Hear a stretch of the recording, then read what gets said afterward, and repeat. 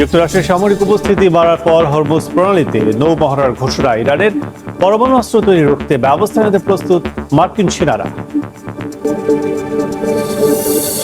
ট্রাম্পের অনুরোধে ইউক্রেনে এক সপ্তাহ হামলা না চালানোর প্রতিশ্রুতি পুতিনের।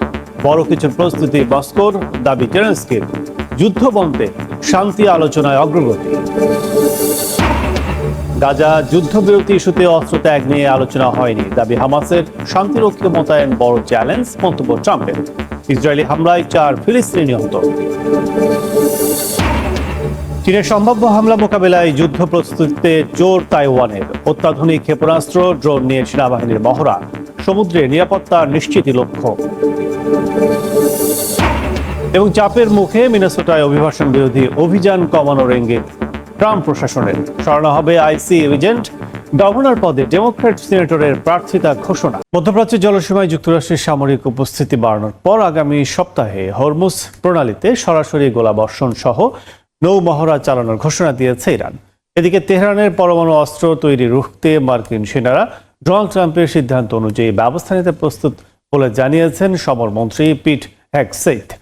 এমন পরিস্থিতিতে শুক্রবার আঙ্কারা সফরে যাচ্ছেন ইরানের পররাষ্ট্রমন্ত্রী। এদিকে সন্ত্রাসী তালিকায় ইরানের আইআরজিসির নাম অন্তর্ভুক্ত করেছে ইইউ। পারস্য উপসাগরে নাটকীয়ভাবে সামরিক উপস্থিতি বাড়ানোর পর ইরানের সময় ফুরিয়ে আসছে বলে হুঁশিয়ারি দিয়েছেন মার্কিন প্রেসিডেন্ট ডোনাল্ড ট্রাম্প। তার কিছু পরেই সামরিক বাহিনীতে 1000 অত্যাধুনিক ড্রোন যুক্ত করার কথা জানায় ইরান। এদিকে সম্ভাব্য মার্কিন হামলার আশঙ্কার মধ্যে আগামী সপ্তাহে হরমুজ প্রণালীতে সরাসরি গোলাবর্ষণ সহ নৌমহড়া চালানোর ঘোষণা দিয়েছে তেহরান। দেশটির রাষ্ট্রীয় গণমাধ্যম জানায় এই মহড়া পরিচালনা করবে আইআরজিসির নৌবাহিনী।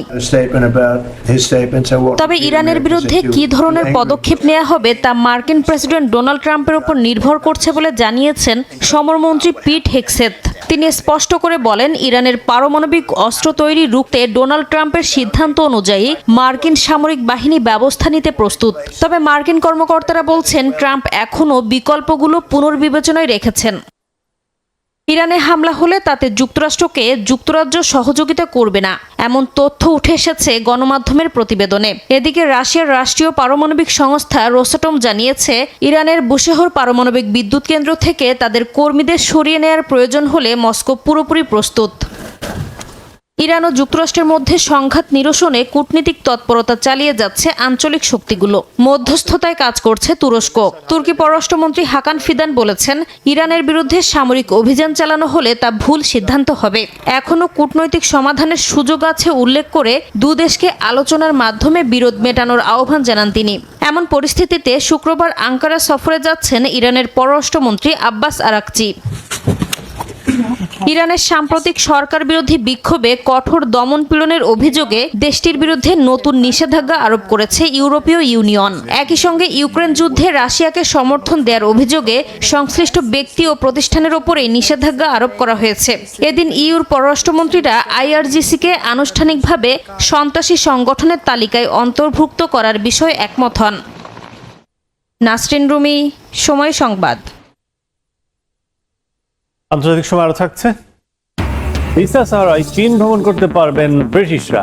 শি জিনপিং এর সঙ্গে চুক্তি সই কিয়ার স্টারমারের। বেইজিং লন্ডন সম্পর্কে উদ্বেগ ট্রাম্পের। গাজা যুদ্ধবিরতি ইস্যুতে নিরস্ত্রীকরণ নিয়ে কোনো আলোচনা হয়নি বলে দাবি করেছে ফিলিস্তিনের স্বাধীনতাকামী সংগঠন হামাস। যুক্তরাষ্ট্র সমর্থিত প্রশাসনিক কমিটি সংগঠনটির অনুমতি ছাড়া গাজায় প্রবেশ করতে পারবে না বলেও সাফ জানায় তারা। এদিকে উপত্যকায় যুদ্ধবিরতির দ্বিতীয় ধাপে হামাসকে নিরস্ত্রীকরণ ও আন্তর্জাতিক শান্তিরক্ষী মোতায়েন বড় চ্যালেঞ্জ বলে মন্তব্য করেছেন মার্কিন প্রেসিডেন্ট ডোনাল্ড ট্রাম্প। এর মধ্যেই গাজায় অব্যাহত ইসরায়েলি হামলায় 4 ফিলিস্তিনি নিহত হয়েছেন। যুদ্ধবিরতির মধ্যেও গাজায় থামেনি দখলদারদের আগ্রাসন। স্থানীয় সময় বৃহস্পতিবারও উপত্যকার খান ইউনিসে ইসরায়েলি বাহিনীর গুলিতে কয়েকজন ফিলিস্তিনি হতাহত হয়েছেন। উপত্যকার দক্ষিণে সীমান্ত অতিক্রম করার সময় একজনকে হত্যা করেছে নেতানিয়াহু বাহিনী। গাজার স্বাস্থ্য মন্ত্রণালয় বলছে, অক্টোবরের যুদ্ধবিরতির পর থেকে নেতানিয়াহু বাহিনীর হামলায় অন্তত 490 জন নিহত হয়েছেন। এদিকে শেষ জিম্মির মরদেহ হাতে পাওয়ার পর অবশেষে 15 ফিলিস্তিনির ফিলিস্তিনের মরদেহ হস্তান্তর করেছে ইসরায়েল। এ ঘটনায় তেল আবিবের কাছে জিম্মিদের মরদেহ ফেরত দিতে হামাস বড় ধরনের ভূমিকা পালন করেছে বলে মন্তব্য করেছেন মার্কিন প্রেসিডেন্ট ডোনাল্ড ট্রাম্প। একই সঙ্গে গাজা যুদ্ধবিরতির দ্বিতীয় ধাপ শুরু হয়েছে উল্লেখ করে উপত্যকায় হামাস নিরস্ত্রীকরণ ও আন্তর্জাতিক শান্তিরক্ষী মোতায়েন বড় চ্যালেঞ্জ বলেও জানিয়েছেন মার্কিন প্রেসিডেন্ট। তবে গাজা যুদ্ধবিরতির ইস্যুতে একবারের জন্যও অস্ত্র ছাড়ার বিষয়ে আলোচনা হয়নি বলে দাবি করেছে ফিলিস্তিনের স্বাধীনতাকামী সংগঠন হামাস। সংগঠনটির দাবি, ইসরায়েলি সেনা সরে যাওয়া এলাকাগুলোতে হামাসের সদস্যরা শৃঙ্খলা বজায় রাখছে। যুক্তরাষ্ট্র সমর্থিত গাজার প্রশাসনিক কমিটি হামাসের অনুমতি ছাড়া উপত্যকায় প্রবেশ করতে পারবে না বলেও সাফ জানায় তারা। এদিকে পশ্চিম তীরের হেব্রনে তীব্র গ্যাস সংকটে পড়েছে সাধারণ মানুষ। সরবরাহকারীদের অভিযোগ, ইসরায়েলি কোম্পানিগুলো থেকে সরবরাহ কমে যাওয়ায় সংকট তীব্র হয়েছে।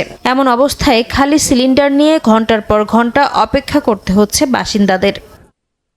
নাসরিন রুমি, সময় সংবাদ। আন্তর্জাতিক সময় আরো থাকছে।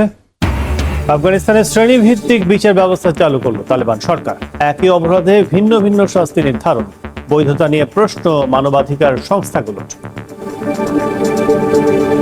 যুদ্ধবিধ্বস্ত সুদানের ড্রোন হামলায় বহু মানুষ নিহত হয়েছে।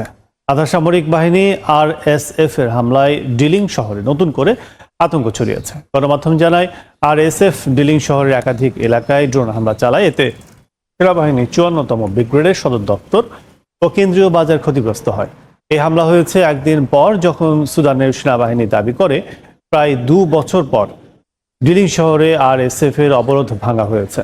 2023 সালের এপ্রিল থেকে সুদানের সেনাবাহিনী ও RSF এর মধ্যে চলা গৃহযুদ্ধে হাজারো মানুষ নিহত এবং কোটি মানুষের জীবন বিপর্যস্ত হয়েছে। দেখছেন আন্তর্জাতিক সময়, সঙ্গে থাকুন। জাম্বিয়ার রাজধানী লুসাকায় ভারী বৃষ্টিতে তীব্র জলাবদ্ধতার সৃষ্টি হয়েছে। বুধবার লুসাকার বিভিন্ন এলাকায় ভারী বৃষ্টির পর সড়ক ও বসতবাড়ি পানিতে তলিয়ে যায়। হাঁটু সমান পানির মধ্য দিয়ে চলাচল করতে দেখা যায় বাসিন্দাদের। স্কুল শিক্ষার্থীরা জমে থাকা পানি পেরিয়ে ক্লাসে পৌঁছানোর চেষ্টা করে। এ ঘটনায় এখন পর্যন্ত কোনো প্রাণহানি বা আহতের খবর পাওয়া যায়নি। বসতবাড়ি ও সড়কে জমে থাকা পানিতে দুর্ভোগ বাড়তে থাকে বলে জানান বাসিন্দারা। অনেকের অভিযোগ, অপরিকল্পিত বর্জ্য ব্যবস্থার কারণে স্বাস্থ্য ঝুঁকি তৈরি হচ্ছে। পরিস্থিতি সামাল দিতে কোথাও কোথাও স্থানীয়রা নিজেরাই পাম্প মেশিন কিনে পানি নিষ্কাশনের চেষ্টা করছেন। দেখছেন আন্তর্জাতিক সময়, সঙ্গে থাকুন।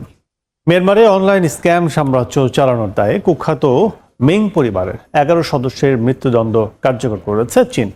হত্যা, অবৈধ আটক, প্রতারণা ও জুয়া পরিচালনা সহ একাধিক অপরাধে তাদের দোষী সাব্যস্ত করা হয়েছে। চীনের ভেজিয়াং প্রদেশের একটি আদালত জানান, সীমান্ত ঘেঁষা মিয়ানমারের লাউকাইং শহরে মিং পরিবারের দীর্ঘদিন ধরে স্ক্যাম সেন্টার, জুয়ার আসর ও অবৈধ আটক কেন্দ্র পরিচালনা করে। 2015 থেকে 2023 সাল পর্যন্ত এসব কার্যক্রম থেকে 10 বিলিয়ন ইউয়ানের বেশি অর্থ আয় হয়। তাদের অপরাধে অন্তত 14 জন চীনা নাগরিক নিহত এবং বহু মানুষ আহত হন।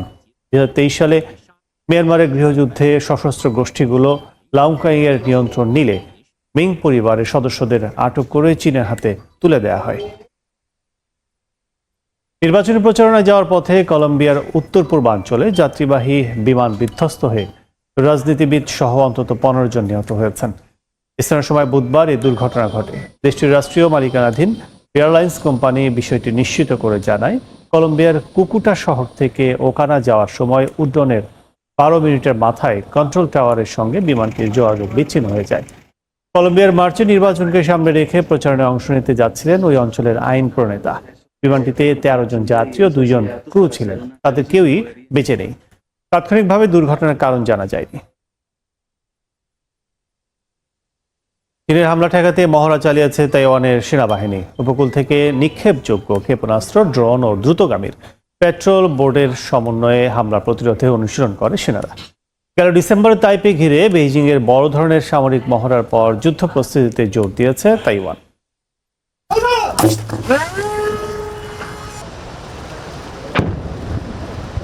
স্থানীয় সময় বৃহস্পতিবার তাইওয়ানের সামরিক বাহিনী সমুদ্রপথে চীনের সম্ভাব্য হামলা প্রতিহতে মহড়া চালায়। ক্ষেপণাস্ত্র ব্যবস্থা, ড্রোন এবং দ্রুতগামীর পেট্রোল বোট ব্যবহার করে শত্রুপক্ষকে ঠেকানোর কৌশল অনুশীলন করে সেনারা। এই মহড়ায় নৌ ও উপকূলীয় বাহিনীকে সম্পূর্ণভাবে একীভূত করা হয়েছে। অনুপ্রবেশের বিরুদ্ধে আগাম প্রতিরোধমূলক ব্যবস্থাও নেওয়া হয়েছে, যাতে সামুদ্রিক নৌপথের নিরাপত্তা নিশ্চিত করা যায়।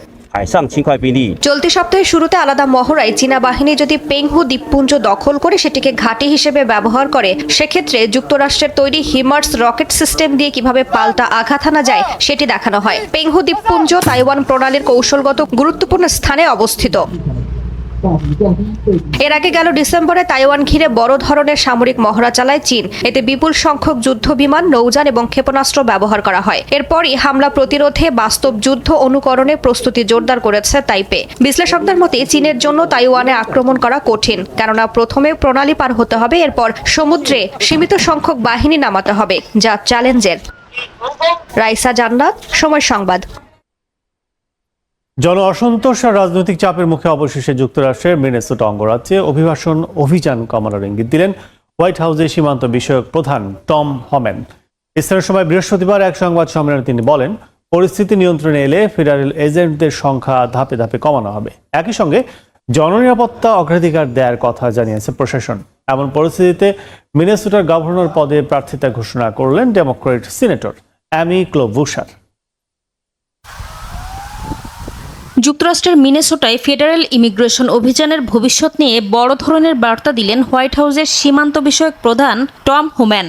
মিনিয়াপলিসে স্থানীয় সময় বৃহস্পতিবার এক সংবাদ সম্মেলনে মিনেসোটায় মোতায়েন করা ফেডারেল এজেন্টদের জন্য একটি ড্রডাউন প্ল্যান তৈরির নির্দেশ দেওয়ার কথা জানান তিনি। বলেন, বড় বড় অভিযান ও সড়কের তল্লাশির পরিবর্তে ফেডারেল এজেন্টরা নির্দিষ্ট ও পরিকল্পিত অভিযান পরিচালনা করবে। এ সময় হোম্যান স্বীকার করেন, অভিযানের সময় কিছু ক্ষেত্রে পেশাদার আচরণের ঘাটতি ছিল। তিনি বলেন, যারা দায়িত্বে থেকে ভুল করবে তাদের বিরুদ্ধে কঠোর ব্যবস্থা নেওয়া হবে বলেও বার্তা দেন তিনি। হোম্যান বলেন, ইতোমধ্যে অঙ্গরাজ্যের governor Tim Walz, attorney general Keith Ellison ও মেয়র জ্যাকব ফ্রের সঙ্গে বৈঠক করেছেন তিনি। চলমান সমস্যার পুরোপুরি সমাধান না হওয়া পর্যন্ত অঙ্গরাজ্যে থাকার কথাও জানান হোম্যান। এদিকে অভিবাসন কর্মকর্তাদের অবৈধ অভিবাসীদের বিরুদ্ধে অভিযানের নামে ব্যাপক ধরপাকড় ও গুলিতে 2 মার্কিন নাগরিক নিহতের ঘটনায় ওয়াশিংটনের উপর চাপ বাড়ছে।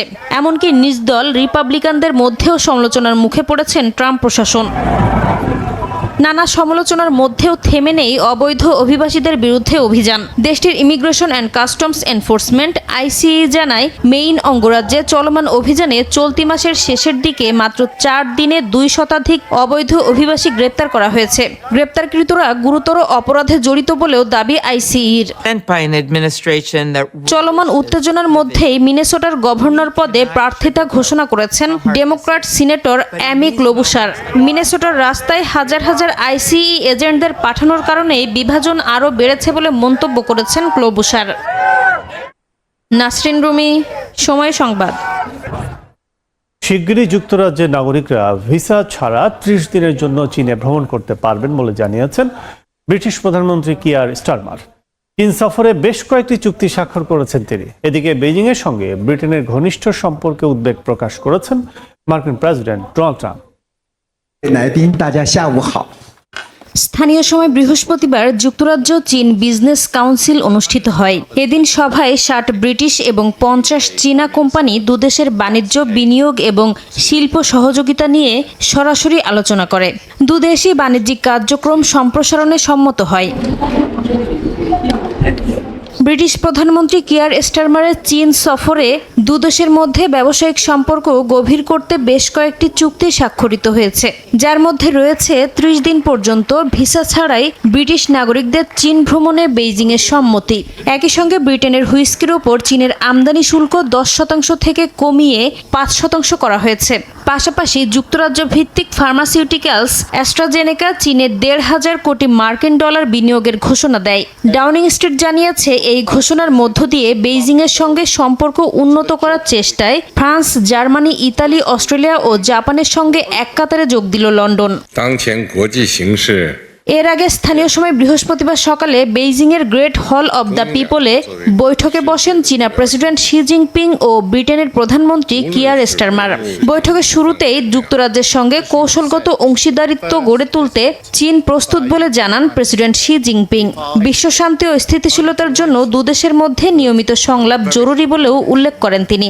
অপরদিকে চীনের সঙ্গে সম্পর্ক উন্নয়নের মাধ্যমে যুক্তরাজ্যে অর্থনৈতিক প্রবৃদ্ধি ও কর্মসংস্থান বাড়ানোর আশাবাদ ব্যক্ত করেন ব্রিটিশ প্রধানমন্ত্রী Keir Starmer. Mr. President, what do you think about the UK? এদিকে মার্কিন প্রেসিডেন্ট ডোনাল্ড ট্রাম্প সতর্ক করে বলেছেন, চীনের সঙ্গে ঘনিষ্ঠ সম্পর্ক যুক্তরাজ্যের নিরাপত্তার জন্য ঝুঁকি হতে পারে। ভিসা ছাড়াই যুক্তরাজ্যে চীনে ভ্রমণ ও হুইস্কি শুল্ক হ্রাসের পদক্ষেপে উদ্বেগ প্রকাশ করেছেন ট্রাম্প। মার্কিন প্রেসিডেন্টের এমন মন্তব্য আন্তর্জাতিক কূটনীতি ও যুক্তরাজ্য চীন সম্পর্ককে নতুন বিতর্কের মুখে নিয়ে এসেছে বলছেন বিশ্লেষকরা। নাসরিন রুমি, সময় সংবাদ। যুক্তরাজ্য থেকে অবৈধভাবে অভিবাসী পাচারের চেষ্টার সময় ন্যাশনাল ক্রাইম এজেন্সির অভিযানে ধরা পড়েছে একটি সংঘবদ্ধ চক্র। এতে মূল হোতাসহ 5 জনকে গ্রেফতার করেছে এনসিএ, যাদের মধ্যে 4 জনই বাংলাদেশি। তাদের বিরুদ্ধে লন্ডন থেকে ট্যাক্সিতে এনে অভিবাসীদের লরিতে তুলে ভোডার বন্দরের পথে নেয়ার অভিযোগ রয়েছে। লন্ডন থেকে শোয়েব করে রিপোর্টে বিস্তারিত। যুক্তরাজ্যের রাজধানী লন্ডন থেকে ফ্রান্সে পাড়ি জমাচ্ছিলেন 23 বাংলাদেশি। শহরের বিভিন্ন জায়গা থেকে ট্যাক্সিতে করে তাদের নেওয়া হয় কেন্টের হুইটস্টেবল এলাকার কাছাকাছি। পরিকল্পনা ছিল একটি লরিতে তুলে ডোবার ফেরি বন্দরের দিকে পাঠানো হবে। তবে বিপত্তি বাদে